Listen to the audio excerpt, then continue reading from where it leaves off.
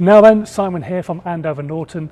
Welcome back into the warehouse. We're heading slowly but surely into the winter months and December here in the UK. So I'm sure you're going to be in your shed this weekend doing some work on your bike.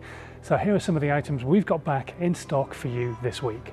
So the first one is part number 990576. It's the ignition coil 6 volt PVL, and that is £37.01 including VAT. Next up is 131960. It's a Gus Kuhn decal, and that is £3.40 including VAT. 131980 is the Tri-Spark Magneto replacement kit, British twin cylinder, and that's for the Norton and pre-unit Triumph, and it's £438 including VAT.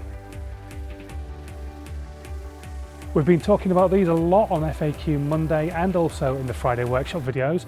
We've got a brand new clutch assembly complete kit for the Commando available right now. It's part number 062481, and that's £711.64 including VAT.